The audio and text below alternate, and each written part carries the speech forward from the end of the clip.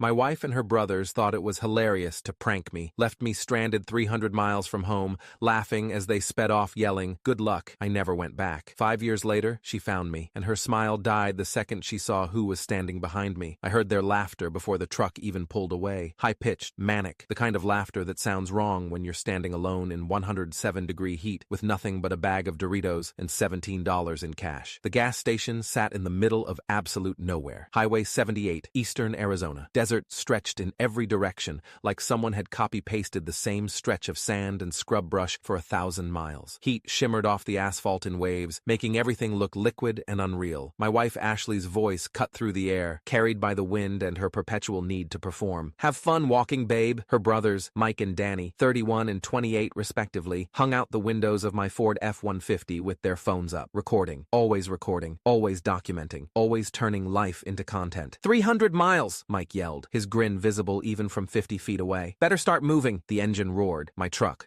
the one I'd made payments on for 4 years, kicked up a cloud of dust that turned the world orange. They were gone. I stood there in the parking lot of the Sundown Gas and Convenience holding a bag of Cool Ranch Doritos I'd just bought with the last of my pocket cash. My wallet was in the truck. My phone was in the truck. My water bottle was in the truck. My sunscreen was in the truck. My dignity was in the truck. Everything was in the truck. They'd asked me to pump the gas while they went inside to grab drinks and use the bathroom. Ashley had kissed my cheek right before I got out. "You're the best," she'd said. Her lips were sticky with the cherry lip gloss she always wore. "Seriously, what would I do without you?" I should have known. God, I should have known. They'd been whispering all morning, giggling in the back seat, sharing looks in the rearview mirror, planning. This wasn't the first prank, but it was going to be the last one I'd tolerate. I'm Marcus Webb. I was 32 years old when this happened. Software developer at a mid-sized tech company in Phoenix, making $95,000 a year. I'd been married to Ashley Morrison Webb for 3 years, together for 5. I thought marriage meant partnership, protection, trust. I was wrong about all of that. The gas station clerk, a weathered man in his 60s with sunspots covering his forearms, watched me through the window. When I walked inside, the air conditioning hit me like a blessing from God himself. "They ditch you?" he asked. No judgment, just curiosity. "Looks like it." He shrugged, going back to his crossword puzzle. "They always come back, but I knew they wouldn't. Not soon. This was content. This was views.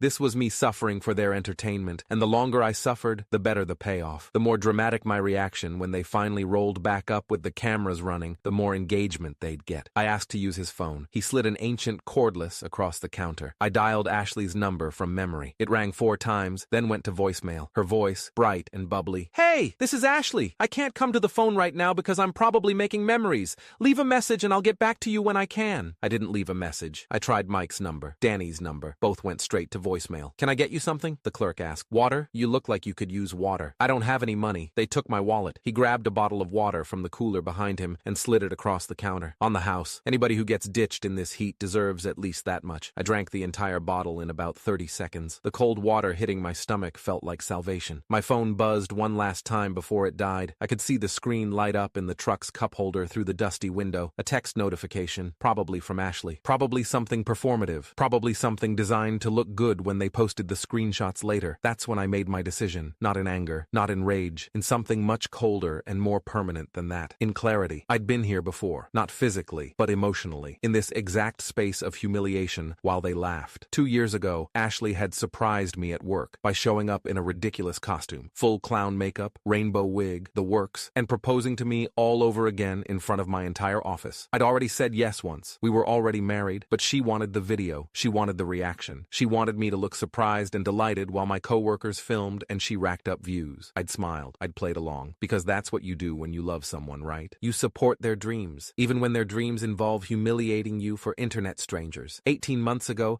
they'd replaced my shampoo with Nair. I'd lost patches of hair on my scalp, had to shave my head completely. Went to work looking like I'd joined a skinhead gang. Ashley posted the before and after with laughing emojis. 340,000 views. 1 year ago, they'd staged a fake car accident. Called me while I was at work, Danny screaming in the background that Ashley was hurt, that I needed to come to the hospital immediately. I'd left a crucial client meeting, driven 90 miles per hour through Phoenix traffic, burst into the ER waiting room at St. Joseph's Hospital in a panic. Ashley was sitting there eating vending machine chips. "Gotcha!" She'd hugged me while Mike filmed my face going from terror to confusion to rage. "You should see your face right now. Oh my God, this is going to be gold." I'd almost left her then. Almost walked out of that hospital and never looked back. But she'd cried. Real tears, or tears convincing enough to pass for real. She'd said she was sorry, said it had gone too far, car, said her brothers had pushed her into it, but she realized now it was cruel. "I love you," she'd said, holding my face in her hands. "I love you so much. I would never actually hurt you. You know that, right? It's just for fun. It's just content. But I'll stop, I promise. No more pranks." 3 months later, they'd accidentally locked me in the garage overnight while they went to a party. I'd had to sleep on the concrete floor next to my workbench. They'd filmed my reaction when they let me out in the morning. 6 months after that, they'd told my family I'd been fired from my job, just to see how they'd react. My mother had called me crying. My father had offered to pay my mortgage. I'd had to spend 2 hours explaining it was a prank, that I was fine, that my job was secure. Ashley had posted that video with the caption, "Pranking my husband's family. They're so sweet." 478,000 views. Each time I'd told myself it was the last time. Each time I'd believed her apologies. Each time Mike and Danny had said, "Come on, man, it's just a joke. Don't be so sensitive." But standing in that gas station, watching the heat waves distort the empty highway, I understood something with perfect clarity. This would never stop. This would never get better. This was who they were. This was who she'd chosen to be. And I was done being the punchline. A trucker pulled up around 3:30 p.m. Big guy, late 50s, with a John Deere cap and arms like tree trunks. He walked inside, grabbed 2 energy drinks and a pack of beef jerky, then noticed me sitting against the wall. "You okay, son?" "Been better," I said. He looked at me, really looked at me, at my sunburned arms, at my empty hands, at the resignation probably written all over my face. "Where you headed?" "Anywhere but here." He nodded slowly. "I'm going to Albuquerque, then north to Denver. You can ride along if you want. No expectations, no strings." His name was Earl Patterson, 32 years driving long haul, originally from Nebraska, divorced twice, 3 kids all grown. He didn't ask why I was stranded, didn't ask why I wasn't calling someone, just offered me a ride and a bag of Cheetos. We drove in comfortable silence for the first hour. I watched the desert pass, watched the sun start its slow descent, watched my old life disappear in the rearview mirror. "You running from something?" Earl asked eventually. "Running towards something," I said. "Just don't know what yet." He nodded. "That's honest. I respect honest." Around sunset, my phone must have turned back on. Maybe Ashley plugged it in to check my location, because Earl's CB radio crackled and his phone buzzed. "Someone's trying real hard to find you," he observed. "Let them try." We stopped at a truck stop outside Albuquerque around midnight. Earl bought me dinner, chicken fried steak, mashed potatoes, coffee strong enough to strip paint, real food. The first thing I'd eaten since that bag of Doritos 12 hours ago. "You got family?" Earl asked. "My parents are in Minnesota. We're not close. Haven't talked in about 2 years. Because of her? Because of a lot of things." I took a sip of coffee. Ashley didn't like them. Said they were judgmental. Every time I tried to visit, she'd plan something. A trip, a party, something I couldn't miss. Eventually, I just stopped trying. Earl cut into his steak. "Son, I'm going to give you some advice you didn't ask for. You ready?" "Sure. Whatever you're running from, it's going to follow you until you deal with it. You can drive to Denver, you can drive to Alaska, but unless you make a clean break, legal, official, final, you're still tied to it. I don't have my wallet, don't have my cards, don't have my ID. You know your social security number? Yeah, that's all you need to start. Get to a city, get to a legal aid office, file for divorce, file a police report if you want. What they did might be criminal abandonment, but most importantly, cut the cord. Don't leave it hanging." He was right. I knew he was right, but I wasn't ready yet. Some part of me, maybe the part that still remembered loving her, or the part that was just tired, or the part that wanted to disappear completely, that part wanted to vanish without a trace. I wanted them to wonder. I wanted them to worry. I wanted them to understand what it felt like when someone you trusted just left. Earl dropped me off in Denver 2 days later, gave me $200 cash. "Pay it forward someday," he said. I did pay it forward, just not in the way he probably meant. I worked construction for 6 months, cash jobs, under the table, lived in an extended stay motel off Colfax Avenue, saved every penny. I got a PO, an A box, contacted my employer through an anonymous email, told them I was taking a personal leave for family emergency. They approved 6 months unpaid. I went to Colorado Legal Services, spoke with attorney Maria Vasquez, 16 years of family law experience, who listened to my story without judgment. "Do you want to file for divorce?" she asked. "Eventually, but not yet." "Why not?" "Because I want her to understand what she did, and she won't understand until she feels what I felt." Maria leaned back in her chair. "Mr. Webb, I can't advise you to disappear on your wife. That's not legal advice I can give, but I can tell you that Colorado is a no-fault divorce state. When you're ready, the process is straightforward. Will she be able to find me through the filing? If she hires a lawyer and they do their job? Eventually, yes. But there are ways to maintain privacy during proceedings. I thanked her, left, and decided to wait. 3 months became 6. 6 became a year. I moved to Monterey, California. Small coastal town. Beautiful. Quiet. Far from Arizona. Far from Ashley. Far from the person I'd been. I got a job with a local tech startup. Webflow Solutions. Small company. 15 employees. They didn't ask too many questions about the gap in my employment. I was good at my work. That was enough. I found a therapist, Dr. Patricia Monroe, 23 years practicing clinical psychology. She specialized in trauma and emotional abuse. abuse. What you experienced, she said during our third session, has a name. It's called intimate partner abuse, emotional and psychological abuse. The pranks weren't jokes. They were systematic humiliation designed to make you doubt your own perceptions. She said she loved me. Abusers often say they love their victims. Sometimes they even believe it. But love doesn't look like what you described. Those sessions saved me, gave me language for what I'd experienced, gave me permission to be angry, to grieve, to start rebuilding. 2 years in, I met someone. Her name was Sarah Chen, 34, attorney at Chen & Associates, a boutique family law firm in Carmel. Sharp, brilliant. She had this way of looking at you that made you feel seen, really seen, not as content, not as a punchline, as a person. We met at a coffee shop. She was reading case files. I was working on code. She asked if she could share my table. We started talking. Haven't really stopped since. I told her everything on our 5th date, about Ashley, about the pranks, about being abandoned in the desert, about disappearing. She listened, didn't interrupt, didn't judge. When I finished, she said, very simply, "You deserve better." Not, "I'm sorry that happened." Not, "That's awful." Just, "You deserve better." Like it was a fact. Like it was something I should have already known. We built something real. Something without cameras, without performance, without the constant anxiety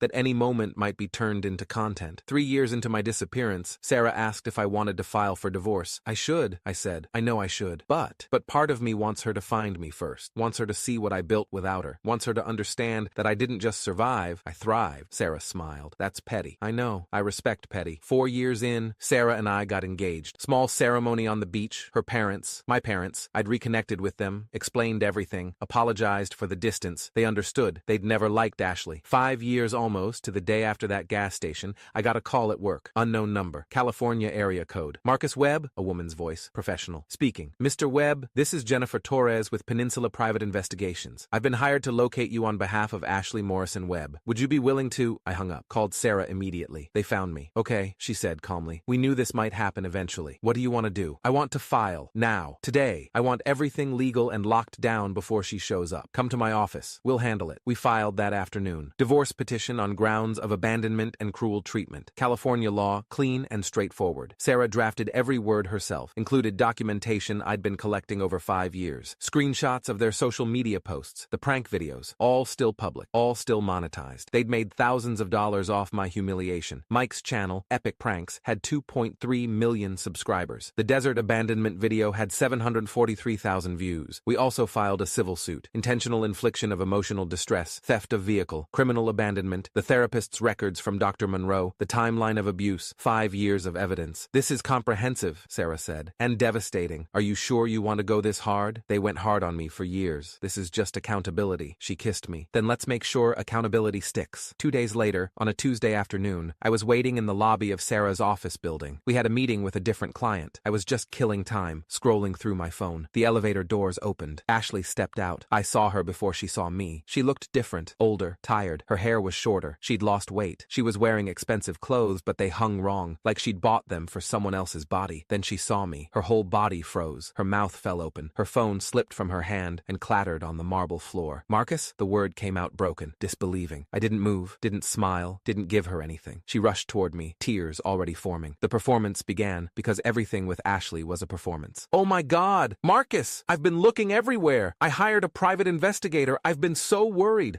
I'm so sorry. It was stupid. I was young and dumb and I didn't understand what I... Why are you here? I asked. My voice was cold, flat, the voice of someone talking to a stranger. I tracked you down through your old work records. They finally told me you'd moved to California. I needed to see you, to apologize, to... She grabbed my arm. Her fingers felt like claws. Please, please, Marcus, I've changed. Mike and Danny feel terrible. We all do. We deleted the videos. You deleted them 2 months ago, I said, after they'd been up for 5 years, after you made money off them, after Epic Pranks started losing sponsors because people found out about the desert video. Her face went red. How do you... I've been watching. The whole time. Every video, every post, every comment. I've been documenting everything. The tears stopped, just like that, like someone had flipped a switch. What do you want? She asked. The victim act disappeared. This was the real Ashley, the one who calculated every move. Nothing from you. Then why did you let me find you? I didn't let you do anything. You hired a PI. That's on you. She looked around the lobby, noticed the building directory. Sarah Chen, attorney at law. Is that who you're here to see? That's none of your business. Are you divorcing me? Her voice rose. After 5 years? You just disappeared. Do you know what that did to me? The humiliation? Everyone asking where my husband went? My family thought you died. Your family thought you died.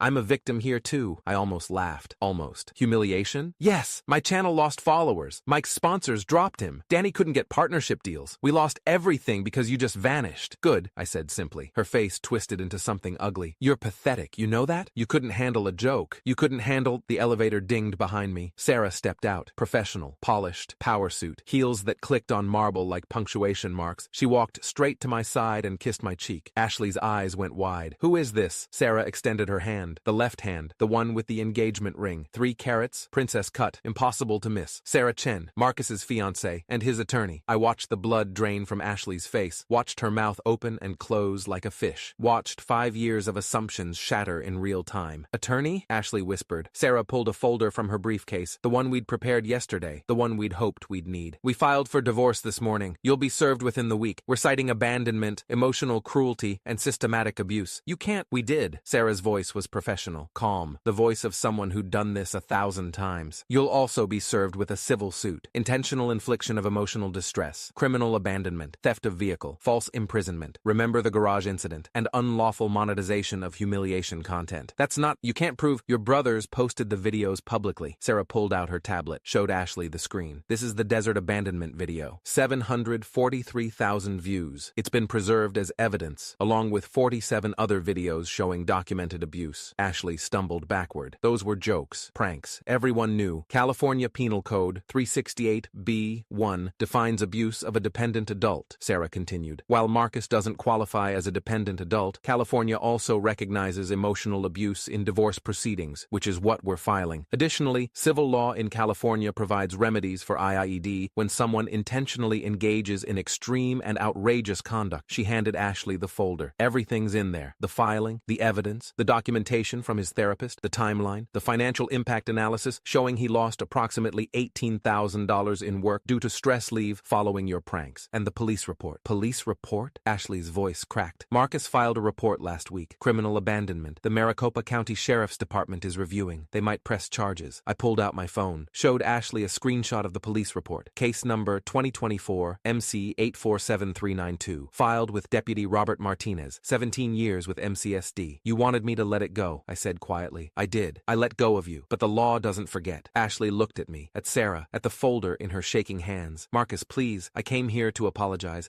I came here to make things right. No, I said. You came here because your brother's podcast failed. Because people found out what you did. Because you needed me to forgive you publicly so you could salvage your reputation. Her silence confirmed everything. You left me in the desert, I said. 300 miles from home, in 107-degree heat, with no phone, no wallet, no water. You laughed. You filmed it. You posted it. You made money off my suffering. It wasn't just anything, I interrupted. It was cruelty. Systematic, calculated cruelty. And I'm done pretending it was anything else. Sarah stepped forward. The divorce will go through with or without your cooperation. If you contest, we'll make every video, every text message, every piece of evidence public record. Your choice. Ashley looked between us, calculating, trying to find an angle, trying to find the play that would get her what she wanted. She wouldn't find it, because there wasn't one. I loved you, she said finally. Small voice, victim voice, one last performance. No, I said. You loved what I gave you. The stability, the paycheck, the target for your content. But you never loved me. That's not— Ashley, Sarah interrupted gently. You need to leave now. If you want to discuss the divorce terms, have your attorney contact our office. Otherwise, we'll proceed without your input. Ashley stood there for another moment. Then she turned and walked to the elevator. Her shoulders shook. She might have been crying, might have been performing. I didn't care which. The elevator doors closed. Sarah squeezed my hand. You okay? Yeah, I said. Actually, I am. We walked to a cafe down the street, sat outside in the California sunshine, ordered coffee. That went better than expected, Sarah said. Did it? She didn't make a scene. She took the folder. She'll probably sign rather than fight. And if she fights, then we bury her with evidence. Sarah sipped her coffee. But she won't fight. She can't afford to. Not with everything we have. Not with the public record threat hanging over her head. My phone buzzed. Text from an unknown number. Marcus, this is Mike. Ashley told us what happened. We're sorry. We were young and stupid. Can we talk? I showed it to Sarah. Are you going to respond? She asked. No. Good. Another buzz. Danny this time. Dude, please. We fucked up. We know that. Please don't sue us. We'll pay you back for everything. Please. I blocked both numbers. They're going to keep trying, Sarah said. Let them. They can't reach me. They can't manipulate me. They can't touch me. How does it feel? I thought about that. Thought about 5 years of rebuilding. 5 years of therapy. 5 years of becoming someone who didn't flinch at laughter. Who didn't assume every surprise was a setup. Who didn't scan rooms for cameras. It feels like winning, I said. The divorce went through in 6 months. Ashley signed everything. Didn't contest. Didn't fight. Just signed. I got a letter from her lawyer 3 weeks after that day in the lobby. She was waiving all claims. Asking that I drop the civil suit. Promising to remove all remaining videos photos and references. Sarah and I discussed it, decided to accept, not because they deserved mercy, but because dragging it out meant staying connected, and I was done being connected to any of them. The civil suit was dropped. The criminal investigation in Arizona went nowhere. Not enough evidence for prosecution after 5 years, but it was enough to scare them. Mike's channel never recovered. Last I checked, he was down to 340,000 subscribers. No sponsors, no deals. Comments on every video asking about the desert abandonment guy. Ashley deleted all her social media, completely disappeared from the internet. Danny moved to Oregon, got a job at a ski resort, stopped posting. And me? I kept building. Sarah and I got married a year after the divorce finalized. Real wedding this time. Big, beautiful. Both our families, friends, co-workers. No cameras except the professional photographer we hired. We bought a house in Carmel, 3 bedrooms, ocean view, space for kids someday, space for the life we were building together. I still see Dr. Monroe once a month, still process things, still work through the scars, but I'm happy. Really, genuinely happy. The kind of happy that doesn't need to be performed or posted or validated by strangers. Sometimes I think about that gas station, about standing in the heat, about the moment I decided to walk away instead of waiting to be rescued. Best decision I ever made, because they didn't leave me in the desert. I left them in the dust, and I never looked back.